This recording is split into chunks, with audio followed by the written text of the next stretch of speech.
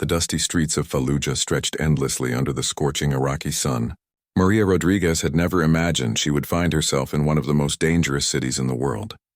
As a photojournalist for a major news network, she had covered conflicts before, but nothing had prepared her for the intensity of this place. Maria walked carefully through the rubble-filled streets, her camera hanging around her neck like a shield of purpose. She was here to tell the stories that the world needed to hear, to show the human side of war that often got lost in political debates. Her editor back in New York had been hesitant to send her, but Maria had insisted. She spoke fluent Arabic, had built trust with local contacts, and believed deeply in her mission. The 28-year-old journalist had grown up in a military family. Her father was a retired Marine, and her brother served in the army. She understood the sacrifices of military life, but she also knew that someone needed to document what was really happening on the ground. The people of Fallujah had stories to tell, and Maria was determined to be their voice. On this particular morning, Maria was accompanied by her Iraqi translator Ahmed and her cameraman, Steve. They were heading to interview a local family whose home had been damaged in recent fighting. The family had agreed to speak about their experiences, hoping their story might help others understand the cost of war on ordinary people. As they navigated through the narrow alleyways, Ahmed pointed out various landmarks and explained the history of different neighborhoods. Despite the danger, there was something beautiful about this ancient city.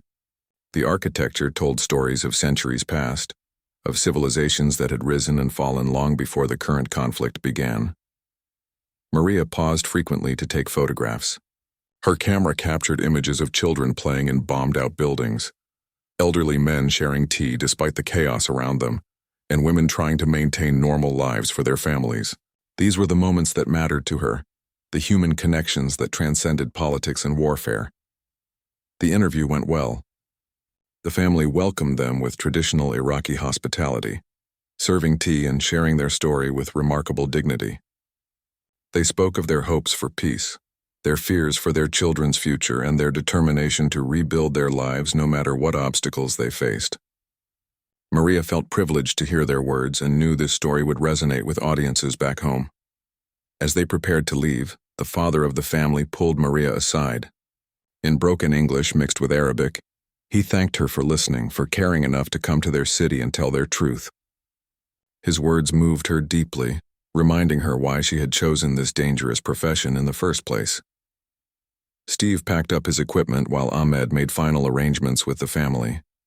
They planned to return the following week to film additional segments and gather more testimonials from neighbors. The project was ambitious, but Maria believed it could make a real difference in how people viewed the conflict. Walking back through the streets, Maria noticed how the afternoon light cast long shadows between the buildings.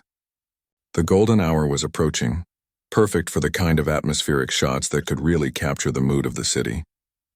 She asked Steve and Ahmed to wait while she climbed to a higher vantage point to get some wide shots of the neighborhood. From her elevated position, Maria could see for miles across the city. Smoke rose from several distant locations, reminders that the fighting was never far away. But she could also see signs of life continuing, markets operating, people going about their daily business, children walking to school. This resilience fascinated her and became a central theme in her reporting. Ahmed called up to her, reminding her that they needed to return to their base before dark. Security protocols were strict, and their military escorts had made it clear that being out after certain hours dramatically increased the risks they faced. Maria nodded, taking a few final shots before beginning her descent. As she climbed down from her perch, Maria felt a sense of satisfaction about the day's work. The interviews had been powerful. The footage was compelling, and she had gathered enough material to craft a story that would honor the family's courage in speaking out. Tomorrow she would begin reviewing the material and writing the script that would accompany the visual elements.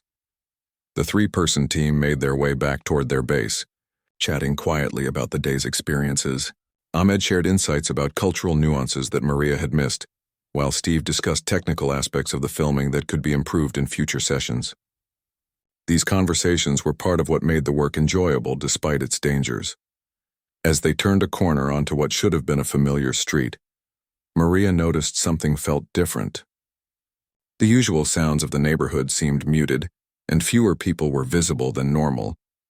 Ahmed noticed it too, his expression becoming more cautious as he scanned the area around them.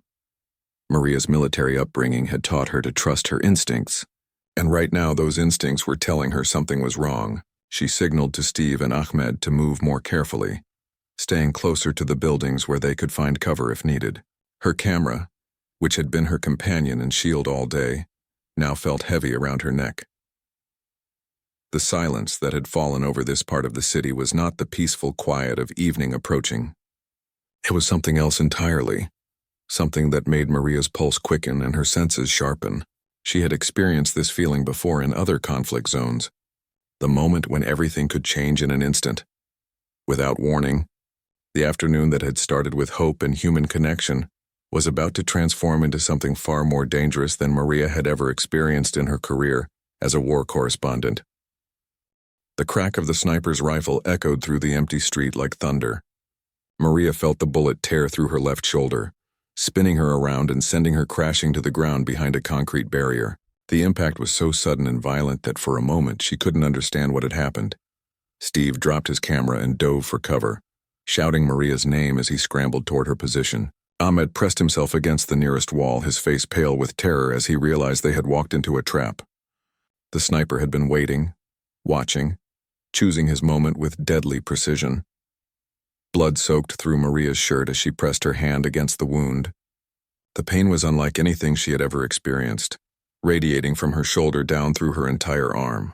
She tried to move but found that her left arm was completely useless, hanging limply at her side as blood continued to flow. "Maria!" "Stay down!" Steve called out, but his voice seemed to come from far away. Her vision blurred as shock began to set in, and she struggled to focus on what was happening around her. The professional training she had received before coming to Iraq kicked in automatically, reminding her to apply pressure to the wound and stay conscious. Ahmed managed to reach her position, crawling low along the ground to avoid exposing himself to the sniper's line of sight. His hand shook as he helped her apply pressure to the gunshot wound, speaking rapidly in Arabic as he tried to assess how badly she was hurt. Maria could see the fear in his eyes, and it frightened her more than the pain. The sniper fired again, the bullet striking the concrete just inches from where Steve was taking cover. Chips of stone and dust filled the air, making it hard to breathe and see clearly. It was obvious that whoever was shooting at them was skilled and determined to finish what he had started. Maria's training as a journalist had taught her to observe and remember details even in crisis situations. Through her pain and growing weakness, she noticed that the shots were coming from a building across the street, probably from an upper-floor window. The sniper had positioned himself perfectly to control this entire section of the neighborhood. Steve tried to radio for help, but their communication equipment had been damaged when he dropped it during the initial attack. The radio crackled with static, making it impossible to reach their security team or the military base where they were supposed to check in. They were completely cut off from any assistance. As minutes passed, Maria's condition worsened. The blood loss was making her dizzy and weak, and she could feel herself starting to slip in and out of consciousness. Ahmed continued to apply pressure to the wound, but they all knew she needed immediate medical attention that was nowhere to be found in this deadly situation. The sniper seemed content to wait them out, occasionally firing a shot to keep them pinned down but not wasting ammunition. This tactical approach suggested military training, possibly a former soldier or someone who had learned urban warfare techniques during the ongoing conflict. Maria realized they were dealing with a professional, not a random opportunist. Steve managed to spot a possible escape route through an alley that would keep them out of the sniper's sight line. But getting Maria there would require carrying her across an exposed area where the shooter might have a clear shot. The decision was agonizing, but staying in their current position meant certain death as Maria's condition continued to deteriorate. Ahmed spoke quietly to Maria in Arabic, telling her about his family and his dreams for Iraq's future. His words were meant to keep her conscious and focused, but they also revealed his own fear that this might be their final conversation. Maria tried to respond, but speaking required more energy than she could spare. The afternoon sun was beginning to set, casting long shadows across the street. In a few hours, darkness would provide better cover for movement, but Maria might not survive that long without medical treatment. The amount of blood she had lost was alarming, and her breathing had become shallow and labored. Steve made the difficult decision to attempt reaching the alley. He and Ahmed would have to carry Maria between them, moving as quickly as possible while staying low to avoid the sniper's aim. It was an enormous risk, but remaining stationary was no longer an option if they wanted to save her life. As they prepared to move, Maria forced herself to focus on her surroundings one more time. Her journalist's instincts made her want to remember every detail of what was happening, partly from professional habit and partly because she wasn't sure she would survive to tell this story herself. The sniper fired once more as they began their desperate dash toward the alley, the bullet striking the ground where they had been hiding just seconds earlier. Maria felt herself being half-carried, half-dragged by her two companions as they ran for their lives through the rubble-strewn street. They reached the narrow alley just as Maria lost consciousness, her body going limp in Steve and Ahmed's arms. The last thing she remembered was Ahmed's voice calling her name and the sound of their footsteps echoing off the walls as they carried her deeper into the maze of Fallujah's back streets. The sniper's shots faded into the distance, but Maria's battle for survival was just beginning. Hidden somewhere in the dangerous city with no communication and no clear way to reach help, Steve and Ahmed faced the terrifying reality that their friend and colleague might die in their arms before they could find anyone capable of saving her life. In the gathering darkness of Fallujah, three people who had come to tell stories of hope and resilience now found themselves living their own desperate tale of survival against impossible odds. Steve and Ahmed carried Maria's unconscious body through the winding alleys of Fallujah as darkness fell across the city. Every shadow could hide an enemy, and every sound might signal approaching danger. They had no idea where they were going, only that they needed to find help before Maria bled to death in their arms. Ahmed knew the city better than Steve, but in the darkness and under such desperate circumstances, even familiar streets seemed foreign and threatening. They had been moving for over an hour, stopping frequently to check Maria's pulse and try to control her bleeding with torn pieces of clothing that quickly became soaked with blood. Maria drifted in and out of consciousness, sometimes mumbling incoherently about her family back home or the story she had been working on. During her brief moments of awareness, she tried to tell Steve and Ahmed to leave her behind and save themselves, but they refused to listen. They had become a team over the weeks they had worked together, and abandoning her was not an option. Steve's military experience, gained through years of covering conflicts, helped him navigate some of the tactical challenges they faced. He knew how to move quietly, how to use shadows for concealment, and how to assess potential threats. But he had never been responsible for keeping an injured person alive while avoiding hostile forces in urban combat. Conditions. Ahmed's knowledge of Arabic and local customs became crucial when they encountered other people in the streets. Most civilians were too frightened to help, but a few provided basic information about which areas to avoid and where they might find medical assistance. The language barrier that Steve faced made Ahmed indispensable, despite his own fear and exhaustion. As the hours passed, Maria's condition continued to worsen. Her skin became pale and cold to the touch. Her breathing grew more shallow and her periods of consciousness became shorter and less coherent. Steve could see that without proper medical treatment soon, they would lose her despite all their efforts to keep her alive. They tried to reach several locations that Ahmed thought might have medical facilities, but each attempt ended in disappointment. Some buildings had been abandoned due to the fighting. Others were controlled by hostile forces, and still others simply lacked the equipment and expertise needed to treat a serious gunshot wound. The weight of carrying Maria was taking its toll on both men. They had been moving for hours with very little rest, and the stress of the situation was draining their energy reserves.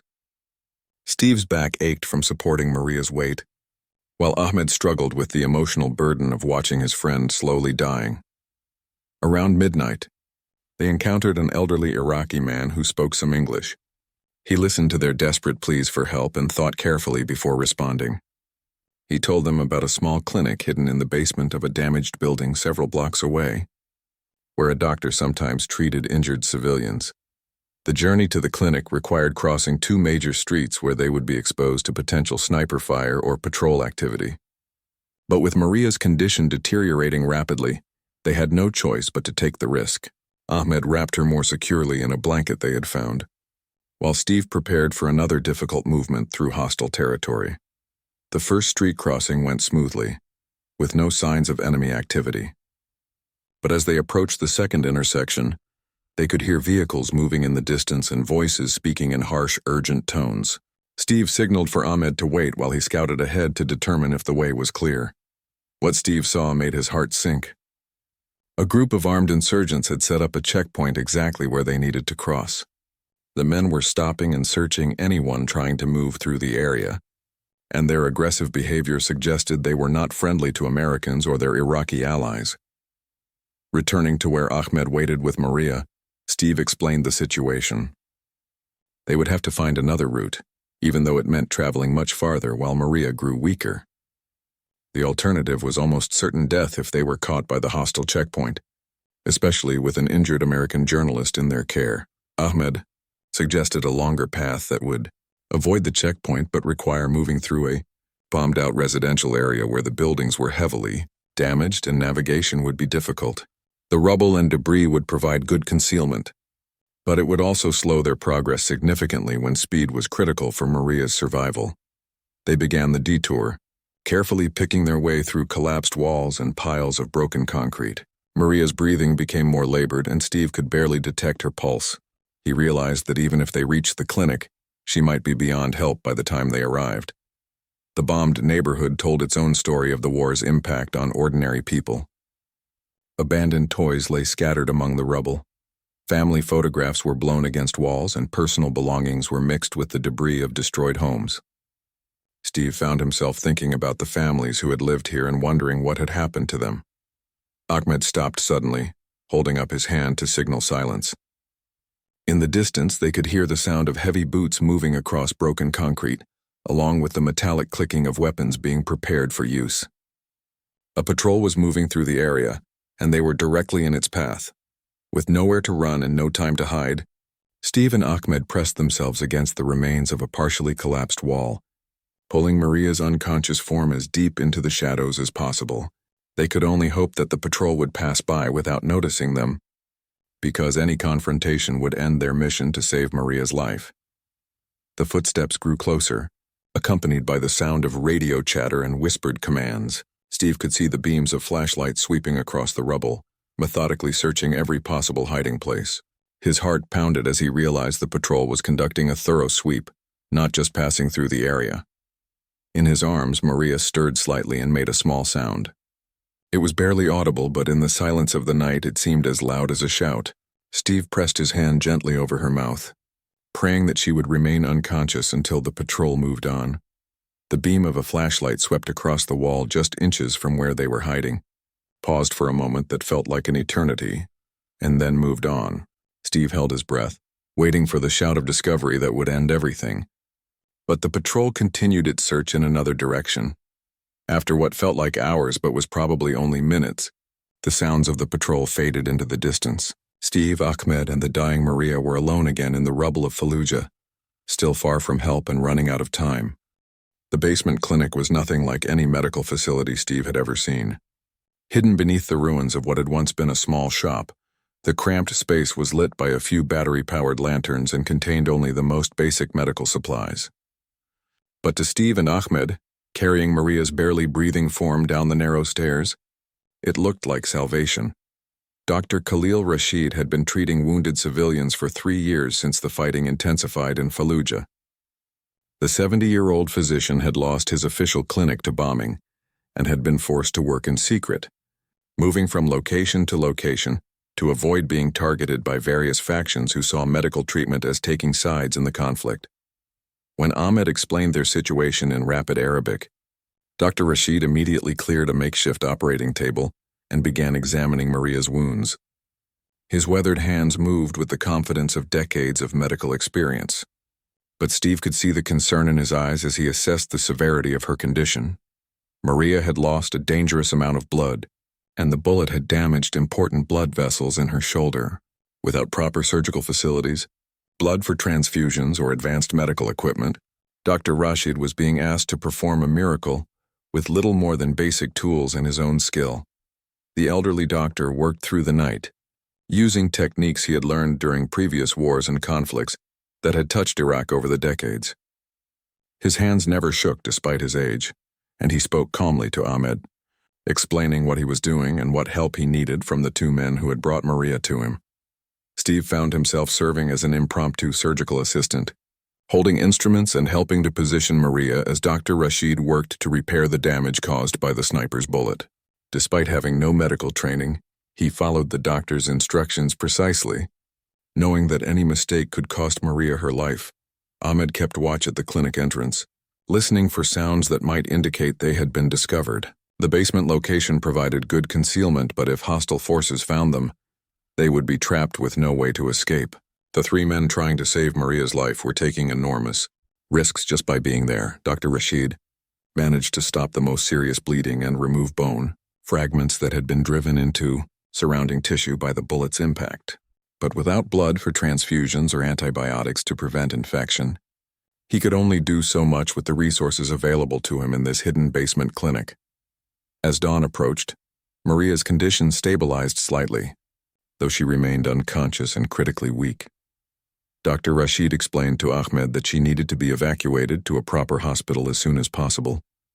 But they all knew that reaching such a facility would be nearly impossible, given the current security situation in Fallujah. The doctor had done everything possible under the circumstances, but he was honest about Maria's chances. Without additional medical intervention, proper medications, and blood to replace what she had lost, her survival was far from certain. Time was running out and their options were severely limited. Steve tried once again to establish radio contact with their base, using equipment they had borrowed from another journalist who had been forced to leave the city. After hours of attempts, he finally managed to reach someone.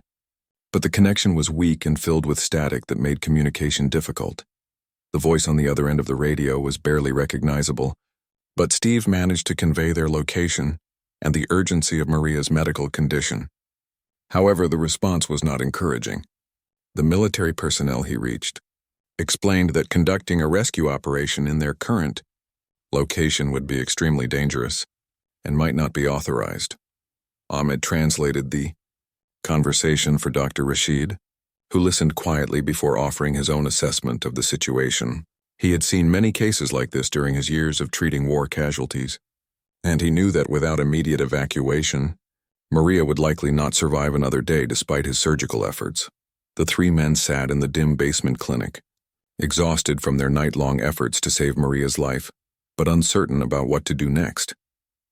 Moving her in her current condition could kill her, but staying in the basement clinic offered little hope for the advanced medical care she desperately needed. Dr. Rashid suggested that they try to reach a particular military outpost that he knew had medical facilities and personnel who might be able to help. The journey would be dangerous and would require crossing several areas controlled by hostile forces, but it represented their best chance of getting Maria the care she needed. Steve studied his map of the city, trying to plan a route that would minimize their exposure to enemy fire, while still allowing them to move quickly enough to give Maria a chance. Every option involved significant risks, and there was no guarantee that the military outpost would even be able to help them when they arrived. As they debated their options, Maria stirred slightly and opened her eyes for the first time in many hours. Her voice was barely a whisper, but she managed to speak a few words that brought tears to Ahmed's eyes. She was asking about the family they had interviewed, wondering if their story would still be told. Dr. Rashid took advantage of Maria's brief moment of consciousness to give her some medication that might help with the pain and strengthen her enough for the journey ahead. He explained that they would need to move her soon despite the risks, because staying in the clinic would not provide the advanced care her condition required. The decision was made to attempt reaching the military outpost, even though it meant exposing Maria to additional dangers during transportation. Dr. Rashid prepared her as best he could for the journey, stabilizing her condition temporarily, while knowing that the effort might not be enough to save her. Steve and Ahmed prepared for what they all understood might be their final attempt to rescue Maria from the chaos of Fallujah. The sniper attack that had seemed like the end of their story was only the beginning of a much longer and more dangerous journey toward survival. In the basement clinic where an elderly Iraqi doctor had worked through the night to save an American journalist's life, three men from different worlds had formed a bond forged by shared danger and common humanity. Now they faced the ultimate test of that bond as they prepared to risk everything for one last chance to save their friend. The military outpost seemed impossibly far away, as Steve and Ahmed carried Maria through the dangerous streets of Fallujah in broad daylight. Dr. Rashid had given them all the medical supplies he could spare, but everyone knew that Maria's survival depended on reaching advanced medical care within the next few hours. They had been moving for 2 hours when the sound of helicopters filled the air above them. Steve's heart leaped with hope that somehow their radio message had gotten through and a rescue operation was underway. But the aircraft passed overhead without stopping, apparently engaged in some other military mission. Maria drifted in and out of consciousness during the journey, sometimes speaking coherently about her work and her family, other times mumbling incoherently as fever began to set in. Her condition was clearly deteriorating despite Dr. Rashid's heroic efforts to stabilize her during the night in his basement clinic. Ahmed's local knowledge proved invaluable as they navigated through the city, avoiding known trouble spots and using routes that provided the best concealment from potential snipers or hostile patrols.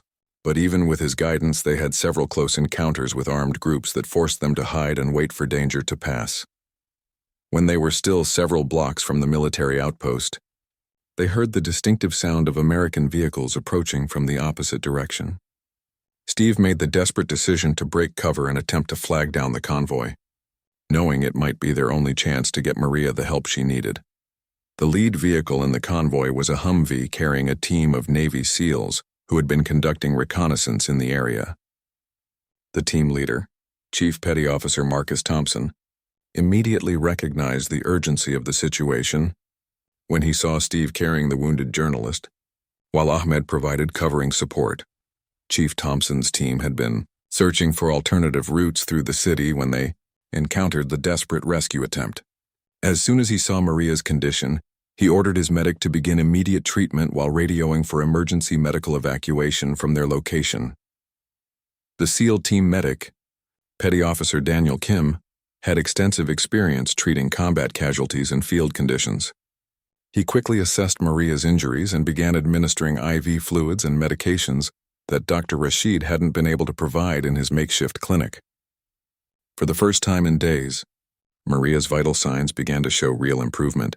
Chief Thompson established a defensive perimeter around their position while his communications specialist worked to coordinate an emergency helicopter evacuation. The area where they had stopped was not ideal for landing aircraft, but it was their current location, and Maria couldn't be moved much farther without risking her life. The SEAL team's presence dramatically changed the tactical situation.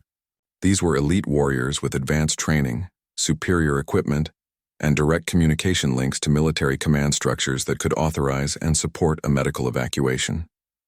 Steve felt overwhelming relief as professional military personnel took charge of the rescue effort. Ahmed provided crucial intelligence about local conditions and potential threats in the area, information that helped the SEALs better understand what they were facing. Despite language barriers and cultural differences, the Iraqi translator found himself working seamlessly with the American Special Operations team. Within 20 minutes of the SEALs' arrival, they could hear the distinctive sound of an incoming medical helicopter. Chief Thompson's radio communications had successfully conveyed the urgency of Maria's condition, and a medevac bird was approaching despite the significant risks involved in landing in hostile territory. The helicopter that descended toward their position was a UH-60, Black Hawk configured for medical evacuation, carrying a flight medic and equipped with life support systems that could keep Maria alive during transport to a field hospital. The aircraft's crew was taking enormous risks by landing in an unsecured area of Fallujah. As the helicopter touched down, the SEAL team established security, while the flight medic and Petty Officer Kim worked together to transfer Maria onto a stretcher and into the aircraft. Steve and Ahmed watched with a mixture of relief and anxiety as their friend was loaded aboard the helicopter that represented her best chance for survival. Chief Thompson made the decision to allow Steve to accompany Maria during the medical evacuation, recognizing that she would need someone familiar when she regained consciousness. Ahmed would remain with the SEAL team, as his knowledge of the local area could be valuable for their continued operations in Fallujah. The helicopter lifted off within minutes of touching down, carrying Maria toward advanced medical facilities, where surgeons could address the complications that had developed since her initial injury. Steve held her hand during the flight, talking to her even though she appeared to be unconscious. Back on the ground, Ahmed watched the helicopter disappear into the sky, knowing that he had helped save the life of someone who had come to Iraq to tell the stories of his people. The experience had created bonds between men from different worlds who had worked together under the most difficult circumstances possible. Chief Thompson's SEAL team resumed their original mission, but they carried with them the satisfaction of knowing they had made a difference in one person's life during a conflict that often seemed to produce nothing but destruction and loss. Their training had prepared them for combat, but this rescue operation reminded them of their deeper purpose. The radio message that Steve had managed to transmit from Dr. Rashid's clinic had indeed reached the right people, but it had taken time for the military bureaucracy to process and respond to the request for help. The SEAL's chance encounter with the rescue attempt had accelerated the timeline and probably saved Maria's life.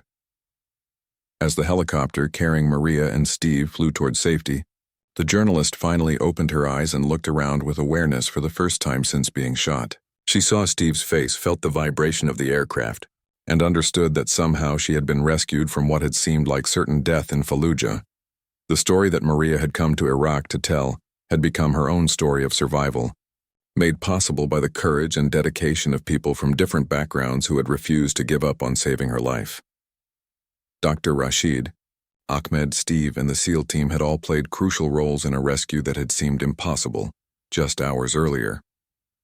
In the distance, the city of Fallujah continued its struggle with conflict and violence, but for Maria Rodriguez, the nightmare was finally ending as she flew toward recovery and the chance to tell the story of the extraordinary people who had saved her life.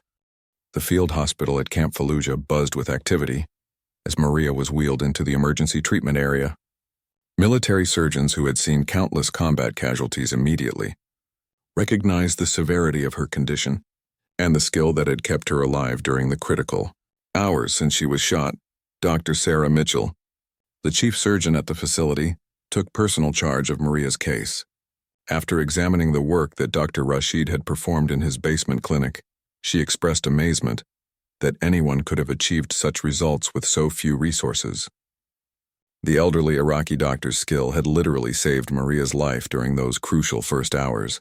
The surgery to repair the remaining damage from the sniper's bullet took 6 hours. Maria had developed complications from infection and blood loss that required immediate attention, but the foundation of treatment provided by Dr. Rashid had given her body the strength to survive the additional procedures she needed. Steve waited in the hospital corridor throughout the operation, joined by Chief Thompson and several members of his SEAL team who had come to check on Maria's condition. Despite having their own missions to complete, the warriors had formed a connection with the journalist they had helped rescue from the streets of Fallujah. When Dr. Mitchell finally emerged from the operating room, her news was cautiously optimistic. Maria had survived the surgery and her condition was stable, though recovery would take many weeks and would require additional operations. The bullet had caused more damage than initially apparent, but with proper medical care, she would eventually heal completely. Ahmed arrived at the hospital 2 days later, escorted by the same SEAL team that had participated in Maria's rescue. He had insisted on seeing his friend and colleague, despite the risks involved in traveling to the American military base. Chief Thompson had arranged for his safe passage because he understood the bond that had formed during their shared ordeal. Maria was conscious when Ahmed entered her hospital room, though still weak from her injuries and the multiple surgeries she had undergone. Their reunion was emotional, as both realized how close they had come to never seeing each other again. Ahmed brought news from Dr. Rashid, who had sent his best wishes for her recovery. Over the following days, Maria slowly regained her strength while military medical personnel worked to arrange her evacuation to a more advanced hospital in Germany, where she could receive the specialized care needed for complete recovery from her injuries. The story of her rescue had spread throughout the medical facility, inspiring everyone who heard it. Steve had documented much of their ordeal with a small camera he carried for personal use, and he worked with Maria to begin crafting the story of her rescue into something that could honor all the people who had risked their lives to save her. It was a different story than they had originally come to Iraq to tell, but it was perhaps more important. Chief Thompson visited Maria several times during her hospitalization, and they developed a friendship based on mutual respect and shared experience. The SEAL team leader was impressed by Maria's determination to return to her work as a journalist, even after experiencing the worst that war could offer. Dr. Rashid sent word through Ahmed that he considered Maria's survival to be one of the most rewarding experiences of his long medical career. The elderly physician had treated hundreds of casualties over the years, but this rescue had reminded him of why he had become a doctor in the first place: to save lives regardless of nationality or politics. The story of Maria's rescue eventually appeared in newspapers and magazines around the world, bringing attention to the courage of ordinary people who had risked everything to save someone they barely knew. Dr. Rashid's heroism, Ahmed's loyalty, and the SEAL's professionalism all became part of a narrative that transcended the conflict itself. Maria's recovery took 8 months and required several additional surgeries, but she eventually regained full use of her arm and returned to work as a journalist. However, her experience in Fallujah had changed her perspective on war reporting and the relationships between people caught up in conflicts beyond their control. She established a foundation to support Iraqi medical personnel who were treating civilian casualties of the conflict. With Dr. Rashid serving as the organization's chief medical advisor, the foundation provided supplies, training, and equipment to healthcare workers operating under the most difficult conditions imaginable. Ahmed continued working as a translator and cultural advisor, but he also became an advocate for journalists working in dangerous areas. His experience saving Maria's life had shown him the importance of the stories that foreign correspondents were trying to tell about his country and its people. A SEAL team that had participated in the rescue received commendations for their actions, though Chief Thompson always insisted that they had simply done their job.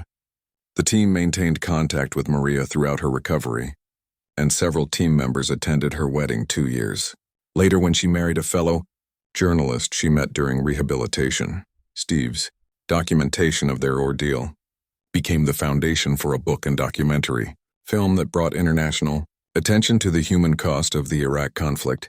The project emphasized the bonds that could form between people from different cultures when they faced life and death situations. Together, Dr. Rashid continued operating his underground medical clinics until the security situation in Fallujah improved enough for him to establish a proper facility. Maria's foundation provided much of the funding and equipment for his new clinic, which became a model for community-based healthcare in post-conflict areas. The family that Maria had originally interviewed before the sniper attack eventually saw their story told through the documentary that emerged from her rescue. Their dignity and resilience in the face of war became part of a larger narrative about the strength of ordinary people during extraordinary times. Years later, Maria returned to Iraq as part of a humanitarian mission to document the country's recovery. She was reunited with Dr. Rashid and Ahmed, both of whom had become close friends despite the traumatic circumstances of their first meeting. The bonds forged during those desperate hours in Fallujah had proven stronger than the conflict that brought them together. The basement clinic where Dr. Rashid had saved Maria's life was eventually converted into a memorial honoring all the medical personnel who had risked their lives to treat casualties during the conflict. A plaque on the wall tells the story of one particular night when an elderly Iraqi doctor, an American journalist, and 2 friends from different worlds worked together to prove that humanity could triumph over hatred. Chief Thompson retired from the Navy after 24 years of service, but he remained in contact with Maria and often spoke at veterans events about the importance of the rescue mission in Fallujah. He credited the experience with reminding him that their mission was ultimately about protecting people, not just completing military objectives. The helicopter crew that had conducted the dangerous medical evacuation also received recognition for their actions. The pilot, Captain Jennifer Walsh, later said that landing in unsecured territory to rescue Maria had been one of the most challenging but rewarding missions of her military career. Maria's story required reading in military medical training programs, where it was used to illustrate the importance of intercultural cooperation and the impact that individual acts of courage could have during wartime. The case study emphasized how people from different backgrounds had worked together to save a life under impossible circumstances. The sniper who had shot Maria was never identified or captured, but his actions had inadvertently created a story that would inspire thousands of people around the world. The attempted murder had instead resulted in a testament to the power of human compassion and determination in the face of violence and hatred. Today, Maria continues her work as a journalist, though she focuses primarily on stories of recovery and reconciliation in post-conflict areas. Her experience in Fallujah taught her that the most important stories are often about ordinary people doing extraordinary things for strangers, transcending the boundaries that politics and war try to create between different peoples. The rescue that began with a sniper's bullet and seemed destined to end in tragedy had instead become a story of hope, demonstrating that even in the darkest circumstances, the bonds of human compassion could overcome the forces of division and hatred that fuel conflicts around the world.